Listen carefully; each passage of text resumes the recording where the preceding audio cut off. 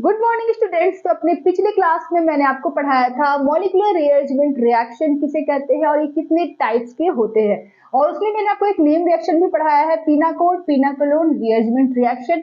आपने अगर इस वीडियो को नहीं देखा है तो मैं आई बटन में डाल दूंगी लिंक को, आप जरूर देख लेना, तभी आज की क्लास आपको समझ में आएगी। ठीक है, तो ये जो क्लास है ये मॉलिक्यूलर रीअरेंजमेंट रिएक्शन का दूसरा क्लास है। पहला क्लास का वीडियो मैंने अपलोड कर दिया है, पिछला क्लास ही मेरा था। आज का क्लास है दूसरा class, second class molecular rearrangement reaction का। Is that clear? चलिए आगे बढ़ते हैं। पिनाकोल पिनाकोलोन रीअरेंजमेंट रिएक्शन मैंने काफी डिटेल से आपको बताया क्या होता है, मैकेनिज्म के साथ बताया, सब कुछ बताया। ठीक है, कितने स्टेप्स होते हैं मैकेनिज्म में। चलिए अब कुछ क्वेश्चन सॉल्व कर लेते हैं इसी रिएक्शन का। ठीक है, एग्जाम में तो क्वेश्चन ही आते हैं, न्यूमेरिकल्स ही आते हैं, तो हम एग्जाम की तैयारी यहाँ पे कर लेते हैं। चलिए स्टार्ट करते हैं। तो जो पहला क्वेश्चन है वो देखिए, आप जरा ध्यान से इस क्वेश्चन को देखिए, उसके बाद इसका आंसर लिखने की कोशिश कीजिए। नहीं आएगा तो मैं तो हूं ही बताने के लिए। इससे अब देखो यहाँ पर ये बिस्मुथ डायल है, ये भी बिस्मुथ डाइऑल है, ये भी बिस्मुथ डाइऑल है। इसका मतलब ये हुआ कि विसिनल डाइऑल है और साथ में यहाँ पर H प्लस दिया हुआ है। इसका मतलब ये हुआ कि ये पिनाकोल पिनाकोलोन रीअरेंजमेंट रिएक्शन है। साथ में यहाँ पर H प्लस भी दे सकता है, साथ में यहाँ पर हीट भी दे सकता है। ठीक है, अगर रिएक्शन में इस तरह का कुछ दिया हुआ है एग्जाम में कि आपका H प्लस दिया हुआ है, एरो के ऊपर हीट दिया हुआ है और विसिनल डाइऑल दिया हुआ है, तो समझ जाओ कि किसका एग्जाम्पल है, पिनाकोल पिनाकोलोन रीअरेंजमेंट रिएक्शन का एग्जाम्पल है। तब उसको आप उसी तरीके से आप करोगे। ठीक है, चलिए स्टार्ट करते हैं। तो ये विसिनल डाइऑल है, साथ में H प्लस है, हीट है, इसका मतलब ये पिनाकोल पिनाकोलोन रीअरेंजमेंट रिएक्शन है। इसे करेंगे कैसे? तो इसका मैकेनिज्म आपको समझ में आना चाहिए, इसको याद रहना चाहिए मैकेनिज्म क्या प्रोसेस है। सबसे पहले H प्लस जो है ये एज ए कैटलिस्ट काम कर रहा है, तो ये H प्लस कहाँ अटैक करेगा? पहले स्टेप में OH ग्रुप पर अटैच करेगा। OH ग्रुप पर अटैच करने के बाद क्या बनाएगा?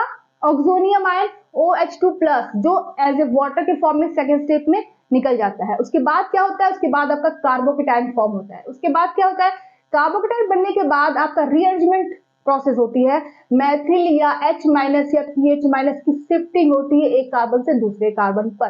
ठीक है, ये होता है आपका तीसरे स्टेप में। चौथे स्टेप में क्या होता है? चौथे स्टेप में जो आपने कैटलिस्ट यूज किया था वो catalyst as a H plus के फॉर्म में बाहर निकल जाता है और आपका प्रोडक्ट बन जाता है। तो ये 4 स्टेप में मैकेनिज्म होती है। तो जो तीसरा स्टेप है उसमें 1-2 शिफ्टिंग आप दिखाएंगे, मैथिल या H का हाइड्राइड आयन शिफ्टिंग या मैथिल आयन शिफ्टिंग या PH माइनस शिफ्टिंग। ठीक है, वो तीसरे स्टेप पे दिखाएंगे। बाकी के जो पहले और दूसरे स्टेप है उसमें क्या हो रहा है? H प्लस जुड़ रहा है OH ग्रुप से और OH2 बना रहा है, OH2 प्लस बना रहा है। सेकंड स्टेप में OH2 प्लस जो है वाटर के फॉर्म में निकल रहा है। तीसरे स्टेप में कार्बोकेटाइन पर आपका रिअरेंजमेंट हो रहा है। ठीक है, तो अब यहाँ पर जो रिएक्शंस दिए हुए यहाँ पर मैं डायरेक्ट आपका रिअरेंजमेंट से दिखाऊंगी, मतलब ये कि आपको H2 निकालने के बाद वाली प्रोसेस यहाँ पर करनी है। समझ में आ रहा है? कुछ पल्ले पड़ रहा है जो मैं बोल रही हूँ। ठीक है, चलिए अब देखते हैं कि ये जो H प्लस आएगा, मैकेनिज्म करने की जरूरत नहीं, अगर आपको समझ में आ रहा है तो ऐसे ही कर सकते हो। H प्लस आएगा और वो OH पर अटैक करेगा। आपको सोचना है कि ये H प्लस किस OH पर अटैक करेगा, इस पर अटैक करेगा कि इस पर अटैक करेगा, क्योंकि 2 OH है यहाँ पर, और जिस OH पर अटैक करेगा वो OH H2O के फॉर्म में निकल जाएगा। इसका मतलब कि उस कार्बन पर पॉजिटिव चार्ज आएगा। ठीक है, ये H प्लस जिस OH पर जुड़ेगा वो H2O के फॉर्म में निकलेगा, क्योंकि वो ऑक्सोनियम आयन बनाएगा OH2 प्लस, अनस्टेबल तो वो बाहर निकल जाएगा। ठीक है, और जिससे निकलेगा, जिस कार्बन से निकलेगा उस कार्बन पर पॉजिटिव चार्ज आएगा, तो उस कार्बन की, उस कार्बोकेटाइन की स्टेबिलिटी वहां पर हम देखेंगे। ठीक है, तब जाकर हम इस H प्लस का अटैक कराएंगे उस OH पर।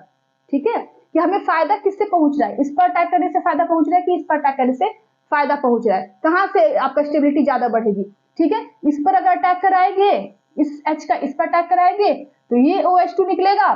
ठीक है, ये आपका H2O के फॉर्म में निकलेगा और इस कार्बन पे कौन सा चार्ज आएगा? पॉजिटिव, क्योंकि ये ऑक्सीजन इलेक्ट्रॉन को लेकर निकलेगा H2O के फॉर्म में, तो इस कार्बन पे आएगा पॉजिटिव। तो ये जो आपका कार्बोकेटाइन बनेगा इसके साथ 2 CH3 अटैच है, टर्सरी कार्बोकेटाइन बन जाएगा। ठीक है, यहाँ पर भी कार्बन, यहाँ पर भी कार्बन, यहाँ पर भी कार्बन, तो टर्सरी कार्बोकेटाइन। ठीक है, लेकिन अगर इस H प्लस को आपने इस पर अटैक कर दिया, ठीक है, लेकिन इस H प्लस को आपने इस पर अटैक कर दिया तो ये H2O के फॉर्म में निकला और इस कार्बन के ऊपर कौन सा चार्ज आया? पॉजिटिव। अब ये जो पॉजिटिव आया वो स्टेबिलिटी इसकी हाई होगी कम होगी इसके कंपैरिजन में? Think about it. यहाँ पर जो पॉजिटिव चार्ज आया वो इस बेंजीन रिंग और इस बेंजीन रिंग के साथ डीलोकलाइज होने लगेगा, क्योंकि वो बेंजाइलिक कार्बोकेटाइन फॉर्म होने लगता है वहां पे। यहाँ पर प्लस आएगा, वो प्लस इस रिंग के साथ, इस दोनों रिंग के साथ क्या होगा, डीलोकलाइज होगा, घूमने लगेगा रिंग में, जिसकी वजह से इसकी स्टेबिलिटी बढ़ जाएगी। किसकी तुलना में, इस टर्सरी कार्बोकेटाइन की तुलना में। ठीक है, जहां पे एरोमेटिक कंपाउंड्स में अगर पॉजिटिव चार्ज आ रहा है तो ऑफ कोर्स उसकी स्टेबिलिटी बढ़ेगी। तो आपका टर्सरी कार्बोकेटाइन से मोर स्टेबल होता है बेंजाइलिक कार्बोकेटाइन। इसका मतलब हम इस पर कार्बोकेटाइन फॉर्म करेंगे, इस पर नहीं करेंगे। समझ रहे हो ना, कॉपी पेन लेने की जरूरत नहीं, आप ऐसे ही आप देख के बता सकते हो कि प्रोडक्ट बनेगा क्या, अगर आपने मैकेनिज्म अच्छे से समझा होगा तब। ठीक है, तो यहाँ पर आपने क्या हुआ कि यहाँ पर से अगर OH निकलेगा H2O के फॉर्म में, इसको H को लेकर, तो इस कार्बन पे पॉजिटिव आएगा, तो उसकी स्टेबिलिटी बढ़ जाएगी बेंजाइलिक कार्बोकेटाइन की वजह से। तो यहाँ पर जो प्लस आएगा, इसका मतलब कि इस कार्बन से कोई ग्रुप निकलेगा और इस पर आके जुड़ेगा, रीअरेंजमेंट होगा, फिर 1 2 शिफ्टिंग होगी, उसके बाद फिर H+ रिमूव होगा और तब जाकर कीटोन बनेगा। ठीक है, चलिए, तो आपका इस ब्लू पेज से मैं करके दिखाती हूँ। तो यहाँ पर आपने क्या किया कि इसको H2O की फॉर्म में निकाल दिया, इस कार्बन पर कौन सा चार्ज है, पॉजिटिव आया।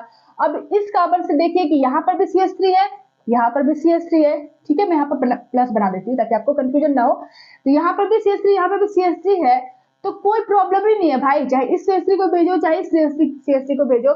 यहाँ पर माइग्रेटरी एप्टीट्यूड का कोई रोल ही नहीं है, यहाँ पर केवल स्टेबिलिटी, कार्बोकेटाइन की स्टेबिलिटी से ही प्रोडक्ट बनेगा, माइग्रेटरी एप्टीट्यूड का कोई यहाँ पर रोल ही नहीं है। यहाँ पर अगर हाइड्रोजन होता या पीएच होता तब आप कंपैरिजन करते, तब माइग्रेटरी एप्टीट्यूड आप वहां पर देखते।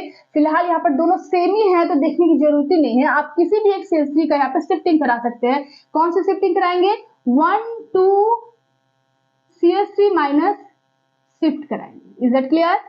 ठीक है, 1 पोजीशन से दूसरे पोजीशन पर शिफ्टिंग कराएंगे और यहाँ से CH3 अपने इलेक्ट्रॉन को लिया और फिर अपना बोरिया बिस्तर लेकर इस इलेक्ट्रोफाइल पर अटैक कर लिया। ठीक है, तो इस कार्बन की जो एक आपकी वैलेंसी फ्री हो गई थी इस OH के निकलने के बाद, वो फिर क्या हो जाएगी, सेटिस्फाइड हो जाएगी CH3 की वजह से। ठीक है, समझ में आ रहा है ना क्या बोल रही हूँ? चलिए, तो यहाँ पर हो जाएगा C6H5 अभी OH तो निकल गया इस H के साथ H2O के फॉर्म में, और वहां पर रीअरेंज क्या हुआ, CH3 हुआ, बगल वाले कार्बन से CH3 आ गया। अब इस कार्बन से जब CH3 निकल गया तो इस कार्बन पे कौन सा चार्ज आया बताइए, ये अपने इलेक्ट्रॉन्स को लेकर निकल रहा है ना CH3 एज ए माइनस के फॉर्म में, तो इस कार्बन पे कौन सा चार्ज आया, पॉजिटिव चार्ज आया। तो इस पॉजिटिव चार्ज आने की वजह से, और यहाँ पर OH है, तो ये ऑक्सीजन क्या करेगा, इस H को बाहर निकाल देगा। या तो आप कह सकते हो कि यहाँ पर प्लस चार्ज आया है और ये बगल के इलेक्ट्रॉन को, इन दोनों के बीच में हो गया ना, सिग्मा इलेक्ट्रॉन होंगे O और H के बीच में, तो यहाँ से ये इलेक्ट्रॉन यहाँ मूव कर जाएगा। ठीक है, और H एज ए H+ निकलेगा, कैटलिस्ट जहां से आया था वहां पर निकल गया, और फिर ऑक्सीजन की इक्विवेलेंसी फ्री हो गई, कार्बन की भी इक्विवेलेंसी फ्री है CH3 के निकलने की वजह से, तो यहाँ पर डबल बॉन्ड फॉर्म हो जाएगा और आपका क्या बन गया, कीटोन भाई साहब बन गए। आपने मैकेनिज्म नहीं किया, आपने डायरेक्ट आंसर ही लिख दिया। ठीक है, तो अगर आप मैकेनिज्म समझे होंगे मेरे पिछले क्लास से, तो आप बिना मैकेनिज्म के हेल्प से भी इसे कर सकते हो, बस आपको थोड़ी बुद्धि लगानी पड़ेगी। यहाँ पर तो आपका माइग्रेटरी एप्टीट्यूड नहीं लग रहा है, बस स्टेबिलिटी आपको देखना है कि इस कार्बन की स्टेबिलिटी बढ़ेगी, इस कार्बन की स्टेबिलिटी बढ़ेगी OH2 के निकलने के बाद, उसके बाद ही जिससे निकलेगी वहां पर रीअरेंज कराएंगे, उसके बाद दूसरे वाले कार्बन पर ऑक्सीजन डबल बॉन्ड से अटैच हो जाएगा। ठीक है, तो ये आपका पीनाकोल, ये आपका पीनाकोलोन बन गया। ठीक है, ये आपका आंसर हो गया। Is that clear? चलिए, अब जैसे मैंने पहला वाला बताया वैसे ही अब दूसरा वाला भी कीजिए, खुद से कीजिए, वीडियो को पॉज करके खुद से करिए, उसके बाद फिर जब मैं कर लूंगी तो आप मिलाकर देखना कि आपका सही है कि गलत है। ठीक है, वीडियो को पॉज करिए। चलिए आगे हम बढ़ते हैं, इसको देखते हैं। ठीक है, CH3H OH C6H5 OH C6H5। ठीक है, अब यहाँ पर आप क्या करेंगे, सबसे पहले इस H+ को अटैक करवाएंगे, किस कार्बन पर अटैक कराएंगे, सोचिए पहले। इस OH पर, सॉरी कार्बन पर अटैक नहीं करना है हमको, कहां पर अटैक करना है, OH पर। पहला स्टेप क्या है, प्रोटोनेशन ऑफ OH, यही ना है पहला स्टेप। दूसरा स्टेप क्या है, लॉस ऑफ H2O। तीसरा स्टेप क्या है, रीअरेंज ऑफ H- CH3- और PH-। इन तीनों में से किसी आयन का रीअरेंजमेंट होगा तीसरे प्रोसेस में। चौथे प्रोसेस में क्या होगा, -H+ रिमूवल, उसका बाहर निकलना होगा। ठीक है, तो आपका जो यहाँ पर जो पहला स्टेप है उसमें H+ अटैक करेगा OH पे। अब बताओ कि इस OH पर अटैक करेगा कि इस OH पर अटैक करेगा। जिस पर अटैक करेगा वो OH H2 के फॉर्म में निकल जाएगा, वहां पर कार्बोकेटाइन फॉर्म होगा। अब उस कार्बोकेटाइन की स्टेबिलिटी पहले देख लीजिए आप, यहाँ से निकलेगा तो बेंजाइलिक कार्बोकेटाइन, यहाँ से निकलेगा तो सेकेंडरी कार्बोकेटाइन, इसका मतलब यहाँ से निकलेगा। ठीक है, समझ में आ रहा है ना।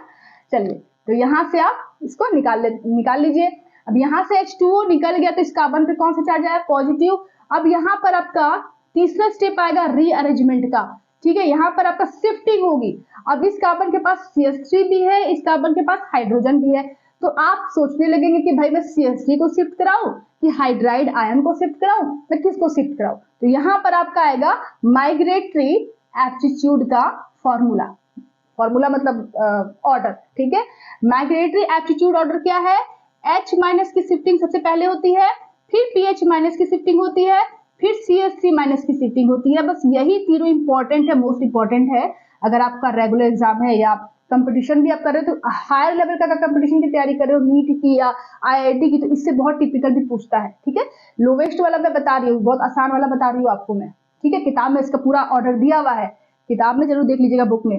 ये H minus, PH minus, CH3 minus, इन तीनों में किसकी सबसे ज्यादा होती है, migratory aptitude H minus ion की, हाइड्राइड आयन की। ठीक है, इस केस में जरा देखो, अब यहाँ से H2O निकल गया तो इसमें प्लस चार्ज आया, तो कौन सा शिफ्टिंग होगा, CH3 शिफ्ट करेगा कि H शिफ्ट करेगा, H माइनस शिफ्ट करेगा। ठीक है, तो यहाँ से H अपने इलेक्ट्रॉन को लेकर निकल गया H माइनस के फॉर्म में, तो इस कार्बन पे कौन सा चार्ज आया, प्लस चार्ज आया। अब यहाँ से ऑक्सीजन का या H प्लस कैटलिस्ट के फॉर्म में जहां से आया था वहां निकल गया, इसकी इक्विवेलेंसी फ्री हुई, इसकी इक्विवेलेंसी फ्री हुई, और यहाँ पर डबल बॉन्ड बन गया, प्रोडक्ट आपका बन गया।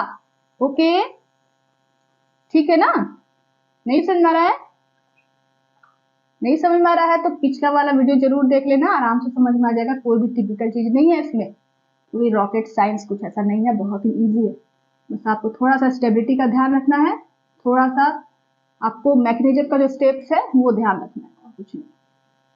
ठीक है, यहाँ पर आपका हाइड्रोजन, ठीक है, H प्लस ही ना आ रहा है, इस OH के निकलने के बाद H जुड़ गया, ये दोनों हो गया, और यहाँ आपका डबल बॉन्ड O बन गया, तो ये आपका प्रोडक्ट हो गया इसका। ठीक है, तीसरे वाले केस में आते हैं। अब तीसरे वाले केस में क्या है, तीसरे वाले केस में जरा ध्यान से इस कंपाउंड को देखिए और सोचिए। तीसरे वाले केस में अगर ये H इस पर अटैक करेगा, H2 निकल जाएगा, तो इस कार्बन पे प्लस चार्ज जाएगा, तो वो हो जाएगा प्राइमरी 1 डिग्री कार्बोकेटाइन।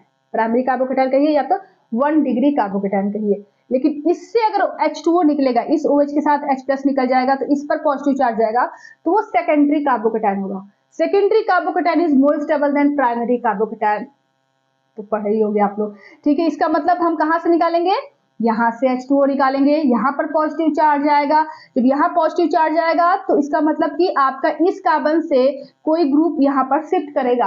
अब कौन ग्रुप होगा वो हमें देखना है। अब इस कार्बन के पास, अब ये तो शिफ्ट नहीं करेगा, यही दोनों में से कोई शिफ्ट करेगा। अब दोनों ही सेम है, ये भी अच्छा है, ये भी अच्छा, किसी को भी शिफ्ट कराइए। अब यहाँ पर झंझट ही नहीं है आपको, यहाँ पर माइग्रेटरी एप्टीट्यूड से कोई काम ही नहीं है, क्योंकि दोनों ही सेम एटम है।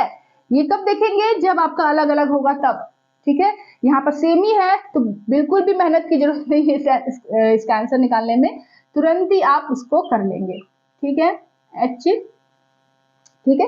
हाँ, अब यहाँ पर भी H हो जाएगा ना, H2O के निकलने के बाद ये H यहाँ पर मूव करेगा अपने इलेक्ट्रॉन्स के साथ, अपने बोरिया बिस्तर के साथ, इस इलेक्ट्रोफाइल पर अटैक कर लिया, और इसकी इक्विवेलेंसी फ्री हो गई इस कार्बन की हाइड्रोजन के जाने के बाद, और ये ऑक्सीजन H प्लस को रिमूव कर देगा, क्योंकि ये कैटलिस्ट के फॉर्म में आया था, कैटलिस्ट के फॉर्म में चला गया।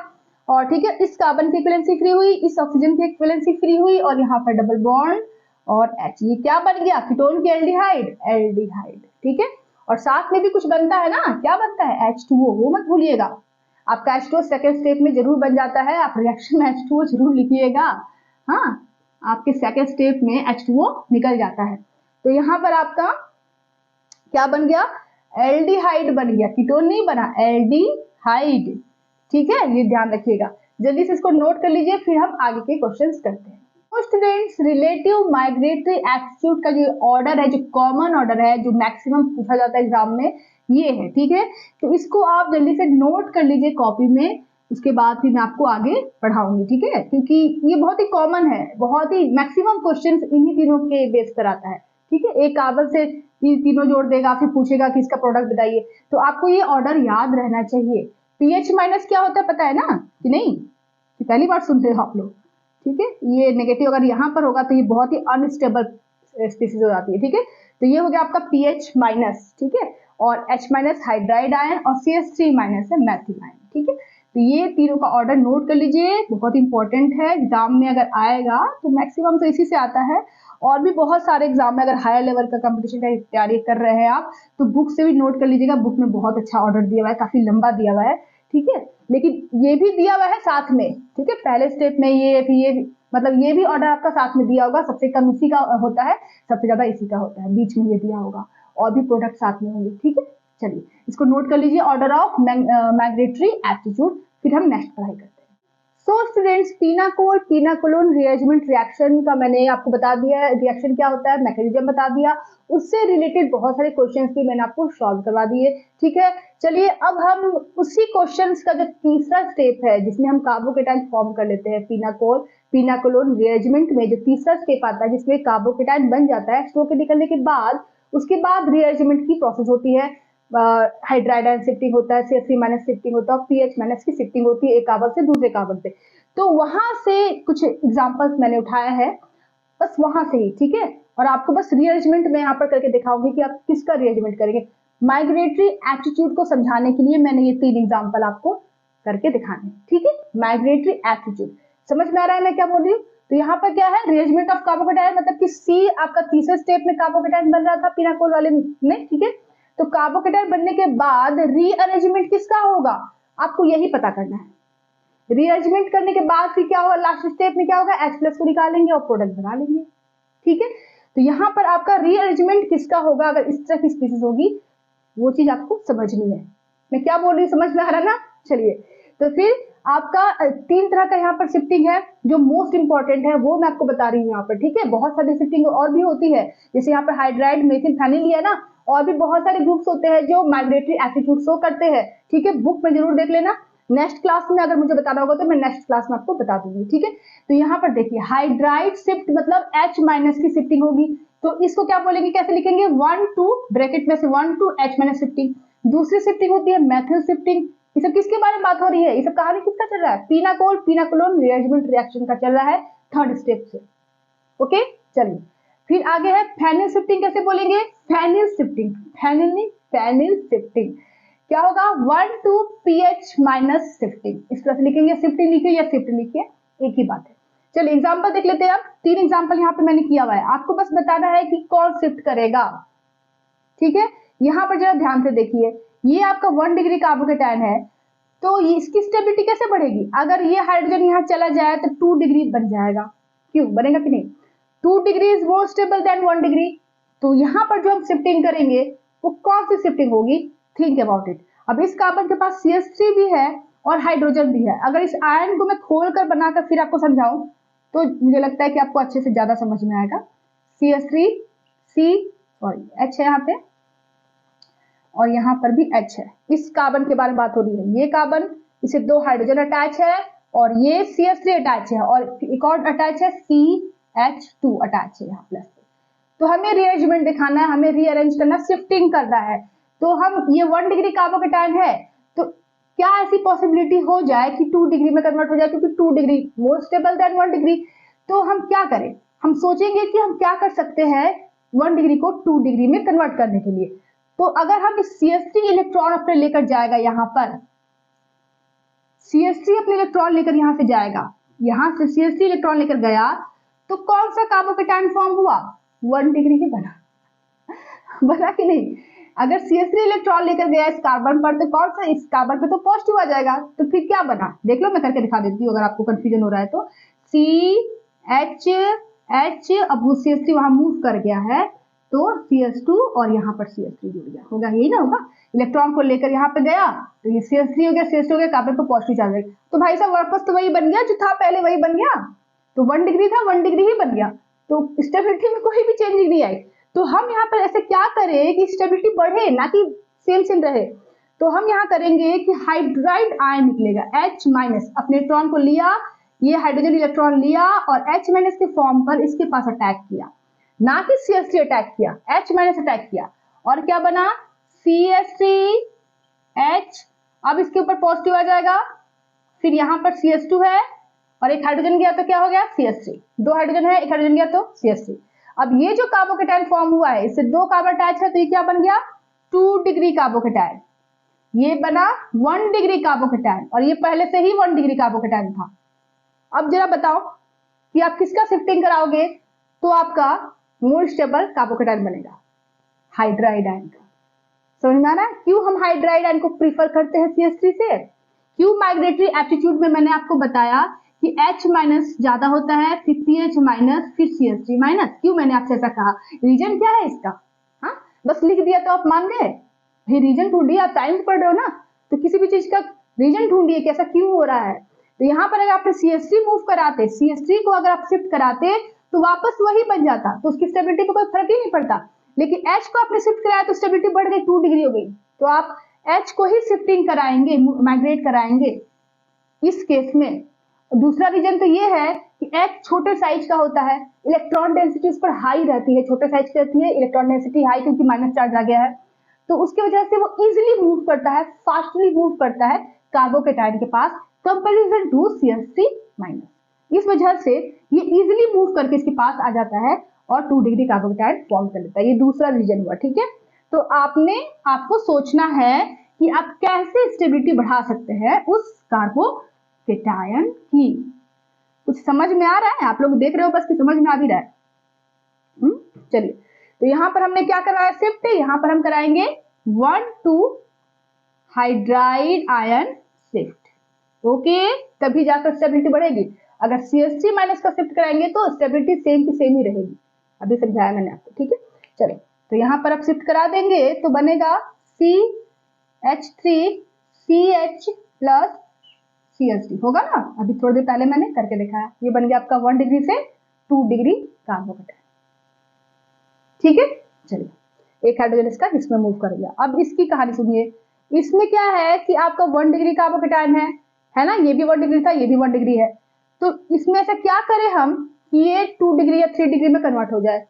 तो यहाँ पर आप देखेंगे कि सब PH है, मतलब सब में कार्बन है, इसका मतलब कि यहाँ पर प्लस आएगा तो 3 डिग्री कार्बोकेटायन हो जाएगा, मोल स्टेबल हो जाएगा। साथ ही अगर यहाँ प्लस आएगा तो वो 3 बेंजीन रिंग के साथ डीलोकलाइज होगा, स्टेबिलिटी बहुत ही ज्यादा बढ़ जाएगी।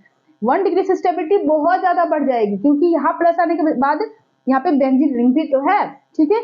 अब इस केस में आप देखेंगे कि यहाँ पर 3 बेंजीन रिंग दिया हुआ है, ना यहाँ CH3 है ना हाइड्रोजन है, मिक्स भी नहीं है, सब सेम ही ग्रुप दिया हुआ है, तो यहाँ पे इतना बुद्धि लगाने की जरूरत नहीं है।